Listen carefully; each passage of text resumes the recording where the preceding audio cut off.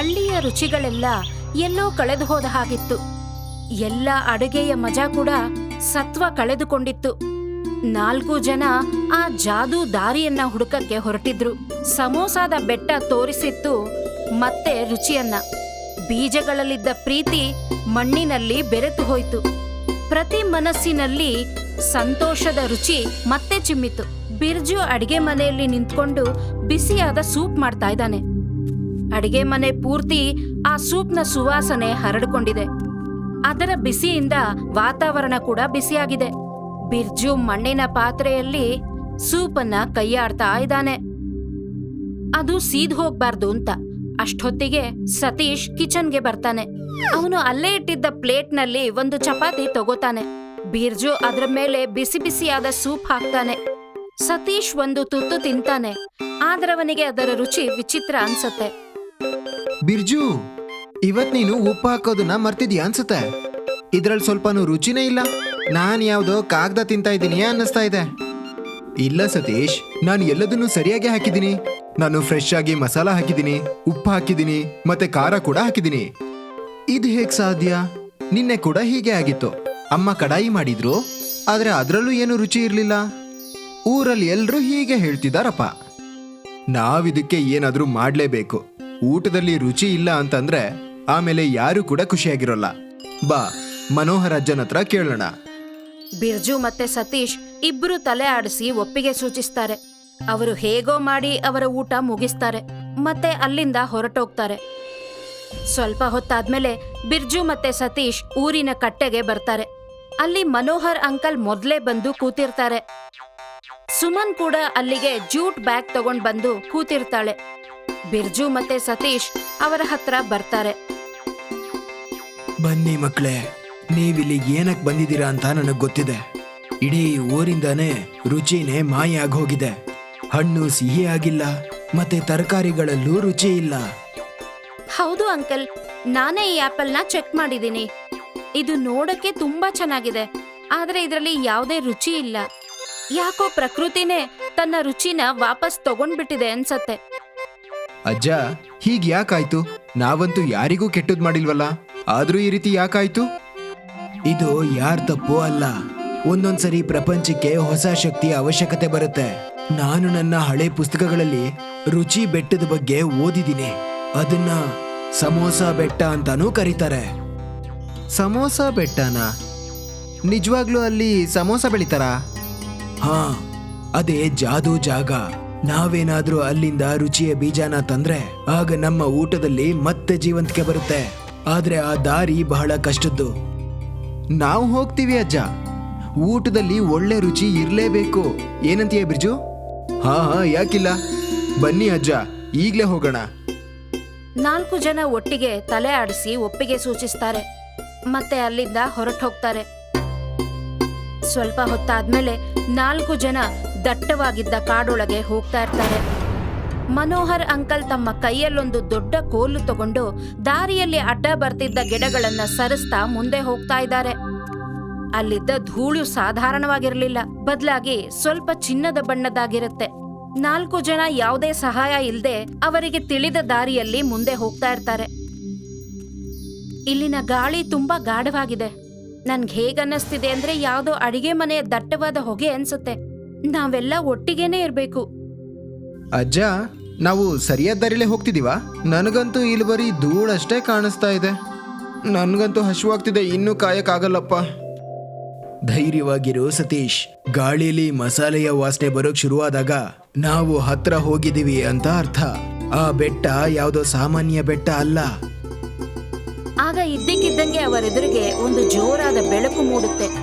ಅದರಿಂದ 4 ಜನ ತಮ್ಮ ಕೈಯಿಂದ ಕಣ್ಣನ್ನ ಮುಚ್ಕೋಬೇಕಾಗಿ ಬರುತ್ತೆ. ಅವರೆಲ್ಲ ಮತ್ತೆ ಕಣ್ಣು ಬಿಟ್ಟು ನೋಡಿದಾಗ ಅವ್ರು ಯಾರು ತಮ್ಮ ಊರಲ್ಲಿ ಇಲ್ದೇ ಇರೋದನ್ನ ನೋಡ್ತಾರೆ. ಅವರೆಲ್ಲ ಬೇರೆಯದೇ ಪ್ರಪಂಚದಲ್ಲಿ ನಿಂತಿದ್ದಾರೆ. ಆಗ ಬಿರ್ಜು ದೂರದಲ್ಲಿ ಏನನ್ನು ನೋಡ್ತಾನೆ. ಅಲ್ನೋಡಿ, ಅಲ್ಲಿರೋದು ಏನದು? 4 ಜನ ಒಂದು ವಿಚಿತ್ರವಾದ ಜಾಗದಲ್ಲಿ ನಿಂತಿರ್ತಾರೆ. ಇಲ್ಲಿನ ನೆಲ ಮಣ್ಣು ಅಥವಾ ಹುಲ್ಲಿನಿಂದಿರಲ್ಲ, ಅದು ಚಿಕ್ಕ ಚಿಕ್ಕದಾದ ಸಮೋಸಗಳಿಂದ ಆಗಿದೆ. ಸುತ್ತಮುತ್ತ ದೊಡ್ಡ ದೊಡ್ಡ ಕಲ್ಲುಗಳಿರುತ್ತೆ. ಅದೆಲ್ಲ ನೋಡಕ್ಕೆ ಆಲೂಗಡ್ಡೆ ಥರ ಕಾಣ್ತಿದೆ. ಮರದ ಮೇಲೆ ತುಂಬಾ ಎಲೆಗಳಿದೆ, ಆದ್ರೆ ಅದೆಲ್ಲ ಕೊತ್ತಂಬರಿ ಸೊಪ್ಪಿನ ಹಾಗಿದೆ. ವಾವ್, ಇಲ್ಲಿ ಭೂಮಿ ಕೂಡ ಕುರ್ಕುರೆ ತರನೇ ಇದೆ. ನಾನು ಸ್ವಲ್ಪ ಚೂರು ಮಾಡಿ ತಿನ್ಬೋದಾ? ಈಗ ಬೇಡ ಸತೀಶ್, ಮೊದಲು ನಾವು ಮುಖ್ಯ ಬೆಟ್ಟದವರೆಗೂ ಹೋಗ್ಬೇಕು. ಇದಿನ್ನು ಆರಂಭ ಅಷ್ಟೇ. ಬಿರ್ಜು, ಆ ಕಲ್ಲುಗಳನ್ನೆಲ್ಲ ನೋಡು.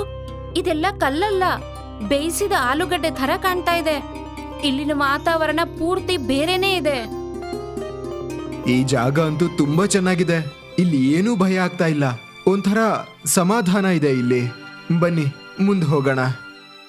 ಅವರಿನ್ನೂ ಮುಂದೆ ಹೋಗ್ತಾರೆ. ಕೊನೆಗೆ 1 ಗಂಟೆ ನಂತರ ಒಂದು ಸಮೋಸಾದ ದೊಡ್ಡ ಬೆಟ್ಟದ ಹತ್ತಿರ ಬರ್ತಾರೆ. ಆ ಬೆಟ್ಟದ ಕೆಳಗೆ ಒಂದು ಗುಹೆ ಇರುತ್ತೆ. ಅದರ ಸುತ್ತಮುತ್ತ ಎಲ್ಲ ಕಡೆ ದೊಡ್ಡ ದೊಡ್ಡ ತರಕಾರಿಗಳು ಹರಡಿಕೊಂಡಿರುತ್ತೆ. ಗುಹೆ ಒಳಗಿಂದ ಚಟ್ನಿಯ ಒಂದು ನದಿನೇ ಹರಿತಾ ಇದೆ. ಎಷ್ಟು ದೊಡ್ಡದಾಗಿದೆ! ಇದಂತೂ ಪ್ರಪಂಚದಲ್ಲೇ ಅತಿ ದೊಡ್ಡ ಸಮೋಸ ಅನ್ಸುತ್ತೆ. ಮತ್ ನೋಡಲ್ಲಿ ಆ ನದಿ, ಅದು ಪುದೀನಾ ಚಟ್ನಿ ತರ ಇದೆ. ನನ್ನ ಹತ್ರ ಒಂದು ದೊಡ್ಡ ಪಾತ್ರೆ ಇರ್ಬೇಕಿತ್ತು. ಆದ್ರೆ ನಾವು ಮೇಲ್ ಹೋಗ್ಬೇಕಾಗತ್ತೆ. ಅಂಕಲ್, ರುಚಿಯ ಬೀಜ ಎಲ್ಲಿ ಸಿಗತ್ತೆ? ಅದು ಈ ಬೆಟ್ಟದ ಗುಹೆ ಒಳಗಡೆ ಒಂದು ಚಿನ್ನದ ಸಮೋಸದೊಳಗಡೆ ಮುಚ್ಚಿಟ್ಟಿದ್ದಾರೆ. ನಾವು ಹುಷಾರಾಗಿ ಹೋಗ್ಬೇಕು. ಈ ಬೆಟ್ಟದಲ್ಲಿ ಏನೇನ್ ಅಪಾಯ ಬರುತ್ತೆ ಅಂತ ಗೊತ್ತಿಲ್ಲ. 4 ಜನ ಸರಿ ಅಂತ ತಲೆ ಆಡಿಸ್ತಾರೆ, ಮತ್ತೆ ಬೆಟ್ಟದ ಹತ್ತಿರ ಬಂದು ತಲುಪ್ತಾರೆ. ಅವರು ಒಬ್ರಿಗೊಬ್ರು ಸಹಾಯ ಮಾಡ್ತಾ ಹತ್ತೋಕೆ ಶುರು ಮಾಡ್ತಾರೆ. ಮೆಟ್ಲುಗಳು ತುಂಬಾ ತೆಳ್ಳಗಿರುತ್ತೆ. ಅದು ಪ್ರತಿಯೊಂದು ಹೆಜ್ಜೆಗೂ ಮುರಿದು ಹೋದ ಹಾಗಿರುತ್ತೆ. ಅವರ ಚಪ್ಪಲಿಗಳು ಜಾರ್ತಾ ಇರುತ್ತೆ. ಅದಕ್ಕೆ ಎಲ್ಲಾರ್ಗೂ ಬೆಟ್ಟ ಹತ್ತಕ್ಕೆ ತುಂಬಾ ಕಷ್ಟ ಆಗ್ತಿರುತ್ತೆ. ಆಗ ಮೇಲಿಂದ ಒಂದು ತುಂಡು ಕಟ್ಟಾಗಿ ಅವರ ಹತ್ರ ಬೀಳುತ್ತೆ. ಆದ್ರೆ ಅದೃಷ್ಟವಶಾತ್ ಸ್ವಲ್ಪ ದೂರ ಬೀಳುತ್ತೆ. ಅವರು ಸ್ವಲ್ಪ ನಿಂತು ಉಸಿರಾಡ್ತಾರೆ. ಎಲ್ಲ ಸರಿಯಾಗಿದೆಯಾ? ಇಲ್ಲಿ ಹಿಡ್ಕೊಳ್ಳೋಕೆ ಒಂದು ಮರ ಕೂಡ ಇಲ್ಲ. ನಾವು ಒಬ್ರಿಗೊಬ್ರು ಕೈ ಹಿಡ್ಕೊಂಡೇ ಹೋಗ್ಬೇಕು. ಹಾ, ನಾನು ಬಿರ್ಜು ಕೈ ಹಿಡ್ಕೋತೀನಿ, ಮತ್ತೆ ಬಿರ್ಜು ಅಜ್ಜನ್ ಕೈ ಹಿಡ್ಕೋ. ಸುಮನ್, ನೀನು ಮುಂದಿನ ದಾರಿ ತೋರ್ಸು. ಇಲ್ಲಿನ ಮಣ್ಣು, ಇಲ್ಲಿನ ಮಸಾಲೆ ಎಲ್ಲ ತುಂಬಾ ಚೆನ್ನಾಗಿದೆ. ಎಲ್ಲ ಹುಷಾರಾಗಿರಿ, ಕಣ್ಣಲ್ಲಿ ಬೀಳ್ಬಾರ್ದು. ಶಹಬಾಷ್ ಮಕ್ಕಳೇ, ಒಗ್ಗಟ್ಟೆ ಎಲ್ಲಕ್ಕಿಂತ ದೊಡ್ಡ ಶಕ್ತಿ. ನಾವಿನ್ನೇನು ಬಂದೇ ಬಿಟ್ಟಿದೀವಿ. ಅವರು ಮತ್ತೆ ಚಿಕ್ಕ ಚಿಕ್ಕ ಹೆಜ್ಜೆ ಇಟ್ಟು ಮುಂದೆ ಹೋಗ್ತಾರೆ. ನಿಧಾನವಾಗಿ, ಹುಷಾರಾಗಿ ಒಬ್ಬರಿಗೊಬ್ಬರು ಸಹಾಯ ಮಾಡ್ತಾ ಮುಂದೆ ಹೋಗ್ತಾರೆ. ಸ್ವಲ್ಪ ಹೊತ್ತಾದ್ಮೇಲೆ ಅವರು ಸಮೋಸಾದ ತುದಿಯಲ್ಲಿ ಸಮತಟ್ಟಾದ ಜಾಗಕ್ಕೆ ತಲುಪ್ತಾರೆ. ಮೇಲಿನಿಂದ ಸುತ್ತಮುತ್ತ ಪರಿಸರ ತುಂಬಾ ಸುಂದರವಾಗಿ ಕಾಣ್ತಿರುತ್ತೆ. ಅವರಿಗೆ ದೂರದವರೆಗೂ ಹರಡಿಕೊಂಡಿರುವ ಊಟದ ಹಳ್ಳಿಯೇ ಕಾಣಿಸ್ತಿರುತ್ತೆ. ಅಲ್ಲಿ ಅವರಿಗೆ ಬ್ಲ್ಯಾಕ್ ಸಾಲ್ಟ್ ಇಂದ ಮಾಡಿದ್ದ ಒಂದು ಕಲ್ಲಿನ ಮೇಲೆ ಒಂದು ಹೊಳಪಿನ ವಸ್ತು ಕಾಣುತ್ತೆ. ಆ ಕಲ್ಲಿನ ಮೇಲೆ ಒಂದು ಹೊಳಿತಿರೋ ಸಮೋಸ ಇಟ್ಟಿರ್ತಾರೆ. ಎಷ್ಟು ಸುಂದರವಾಗಿದೆ! ಒಳ್ಳೆ ಚಿನ್ನ ತರ ಕಾಣಿಸ್ತಿದೆ. ಇದೇ ಅದು ನಮ್ಮೂರಿನ ಖುಷಿ ಇದೇ ಕೀನಲ್ಲಿ ಅಡಗಿದೆ. ಇರಿ, ಇದನ್ನ ಮುಟ್ಟಕ್ಕೂ ಮೊದ್ಲು ನಾವೇನಾದ್ರೂ ಯೋಚನೆ ಮಾಡ್ಬೇಕು. ಇದನ್ನ ತಗೊಂಡ್ ಹೋಗಕ್ ಏನಾದ್ರೂ ನಿಯಮ ಇದೆಯಾ? ಇದನ್ನ ಅವ್ರ ಕೈಯಿಂದ ಮಾತ್ರ ಎತ್ತೋಕ್ ಸಾಧ್ಯ. ಯಾರು ಯಾವತ್ತೂ ಕೂಡ ರುಚಿ ಬಗ್ಗೆ ಕೀಳಾಗಿ ಮಾತಾಡಬಾರ್ದು, ಮತ್ತೆ ಯಾವಾಗ್ಲೂ ಎಲ್ರಿಗೂ ಸಮವಾಗಿ ಊಟ ಬಡಿಸ್ಬೇಕು. ಬಿರ್ಜು ಮುಂದೆ ಹೋಗ್ತಾನೆ. ಶಾಂತವಾಗಿ ಮತ್ತೆ ವಿನಮ್ರವಾಗಿ ಆ ಸಮೋಸನ ತನ್ನ ಕೈಯಿಂದ ತಗೋತಾನೆ. ನಾನು ಮಾತು ಕೊಡ್ತೀನಿ, ನಾನು ಈ ರುಚಿಯ ಉಪಯೋಗನ ಎಲ್ಲರೂ ಒಳ್ಳೇದಕ್ಕೋಸ್ಕರ ಮಾತ್ರ ಬಳಸ್ತೀನಿ. ನಮ್ಮೂರಲ್ಲಿ ಯಾರೂ ಕೂಡ ಉಪವಾಸ ಅಥವಾ ಸೋಂಬೇರಿಗಳಾಗಿ ಇರೋದಿಲ್ಲ. ಆಗ ಅದರೊಳಗಿಂದ ಒಂದು ದೊಡ್ಡ ಬೆಳಕು ಕಾಣಿಸುತ್ತೆ. ಆಗ ಸಮೋಸ ಮಾಯ ಆಗಿ 7 ಚಿನ್ನದ ಬೀಜಗಳಾಗಿ ಬದಲಾಗುತ್ತೆ. ಬಿರ್ಜು, ನೀನು ಸಾಧಿಸ್ಬಿಟ್ಟೆ. ನಾವಿಲ್ಲಿಗೆ ಬಂದಿದ್ದಕ್ಕೆ ಏನು ಸಿಗ್ಬೇಕಿತ್ತೋ ಅದೆಲ್ಲ ಕೂಡ ಸಿಕ್ಕಿದೆ. ಈಗ ನಾವು ವಾಪಸ್ ಹೋಗ್ಬೇಕು. 4 ಜನ ತಲೆ ಆಡಿಸಿ ಒಪ್ಪಿಗೆ ಸೂಚಿಸ್ತಾರೆ. ಬಿರ್ಜು ಕೈಯಲ್ಲಿದ್ದ ಹೊಳಿತಿದ್ದ ಚಿನ್ನದ ಬೀಜದ ಮೇಲೆ ಎಲ್ಲರ ದೃಷ್ಟಿನೂ ನೆಟ್ಟಿರುತ್ತೆ. ಅವರು ಸಮೋಸಾದ ಬೆಟ್ಟದಿಂದ ಕೆಳಗಿಳಿಯೋದಕ್ಕೆ ಶುರು ಮಾಡ್ತಾರೆ. ದಾರಿಯಲ್ಲಿ ಕತ್ತಲು ಕವಿದಿರುತ್ತೆ. ಆದ್ರೆ ಚಿನ್ನದ ಬೀಜದ ಬೆಳಕು ಅವರು ಮುಂದೆ ಹೋಗೋದಕ್ಕೆ ದಾರಿ ತೋರಿಸುತ್ತೆ. ವಾಪಸ್ ಬರುವ ದಾರಿಯಲ್ಲಿ ಸುಮನ್ ಕೆಲವು ಮಸಾಲೆ ಪದಾರ್ಥ ತಗೋತಾಳೆ. ಇದನ್ನೆಲ್ಲ ನೋಡಿ ಮನೋಹರ್ ಅಂಕಲ್ಗೆ ತುಂಬಾ ಖುಷಿ ಆಗುತ್ತೆ. ಅವರಿಗೆ ಎಲ್ಲರ ಒಗ್ಗಟ್ಟು ನೋಡಿ ಸಂತೋಷ ಆಗುತ್ತೆ. ನಾವೀಗ ಊರಿಗೆ ಹೋದ್ ಕೂಡ್ಲೆ ಮೊದಲನೇದಾಗಿ ಏನನ್ ಮಾಡೋಣ? ನನಗನ್ನಿಸ್ತಾ ಇದೆ ನಾವು ದೊಡ್ಡದಾಗಿ ಒಂದು ಫಂಕ್ಷನ್ ಮಾಡ್ಬೇಕು ಅಂತ. ಹೌದು ಸತೀಶ್, ಮತ್ತೆ ನಾವ್ ಈ ಮಸಾಲೆನೆಲ್ಲ ಉಪಯೋಗಿಸೋಣ. ನಮಗಿಲ್ಲಿ ಸಿಕ್ಕಿರೋ ಮಸಾಲೆಗಳು ಚೆನ್ನಾಗಿದೆ. ನಾವು ಎಲ್ರಿಗೂ ಹೇಳೋಣ, ಊಟದ ನಿಜವಾದ ರುಚಿ ಕೇವಲ ಮಸಾಲೆಲ್ ಮಾತ್ರ ಅಲ್ಲ, ಪ್ರೀತಿಯಿಂದ ಮಾಡೋದ್ರಲ್ಲಿದೆ ಅಂತ. ಖಂಡಿತ. ಮತ್ತೆ ಈ ಜಾದುವಿನ ಬೀಜ ನಮ್ಮ ಮಣ್ಣನ್ನ ಮತ್ತೆ ಮೊದ್ಲಿನ ಹಾಗೆ ಮಾಡುತ್ತೆ. ಎಲ್ಲರೂ ತಲೆ ಆಡಿಸಿ ಸರಿ ಅಂತ ಒಪ್ಕೋತಾರೆ ಮತ್ತೆ ಮುಂದೆ ಹೊರಡ್ತಾರೆ. ಇದರೊಂದಿಗೆ ಆ ರಾತ್ರಿ ಮುಗಿದು ಹೋಗುತ್ತೆ. ಮಾರನೇ ದಿನ 4 ಜನ ಬಿರ್ಜು ಮನೆಗೆ ಬರ್ತಾರೆ. ಅವರಿಗೆಲ್ಲ ತುಂಬಾ ಸುಸ್ತಾಗಿರುತ್ತೆ, ಆದ್ರೆ ಅವರೊಳಗಿನ ಉತ್ಸಾಹ ಇನ್ನೂ ಹಾಗೆ ಇರುತ್ತೆ. ಬಿರ್ಜು ಮತ್ತೆ ಸತೀಶ್ ನೆಲದಲ್ಲಿ 7 ಗುಂಡಿ ತೋಡ್ತಾರೆ. ಮತ್ತೆ ಬಿರ್ಜು ಎಲ್ಲ ಗುಂಡಿಯಲ್ಲಿ ಒಂದೊಂದು ಬೀಜ ಹಾಕಿ ಅದರ ಮೇಲೆ ಮಣ್ಣು ಹಾಕ್ತಾನೆ. ಸುಮನ್ ಎಲ್ಲ ಬೀಜಗಳ ಮೇಲೆ ನೀರು ಹಾಕ್ತಾಳೆ. ಎಲ್ರೂ ಕೇಳಿ, ರುಚಿ ಮತ್ತೆ ಬಂದಿದೆ. ಇನ್ನು ನಮ್ಮ ಭೂಮಿ ಮತ್ತೆ ನಮಗೆ ಖುಷಿ ಕೊಡುತ್ತೆ. ಇದ್ದಕ್ಕಿದ್ದಂಗೆ ಅಲ್ಲಿ ನೆಟ್ಟಿದ್ದ ಬೀಜಗಳಿಂದ ಒಂದು ಬೆಳಕು ಬರುತ್ತೆ. ಅದು ನೇರವಾಗಿ ಆಕಾಶದೆಡೆಗೆ ಹೋಗುತ್ತೆ. ಮತ್ತೆ ಹಳ್ಳಿಯಲ್ಲೆಲ್ಲ ಬೆಳಕು ಹರಡುತ್ತೆ. ಅದರ ಜೊತೆಗೆ ಒಂದು ಸುಂದರವಾದ ವಾಸನೆ ಎಲ್ಲಾ ಕಡೆ ಹರಡುತ್ತೆ.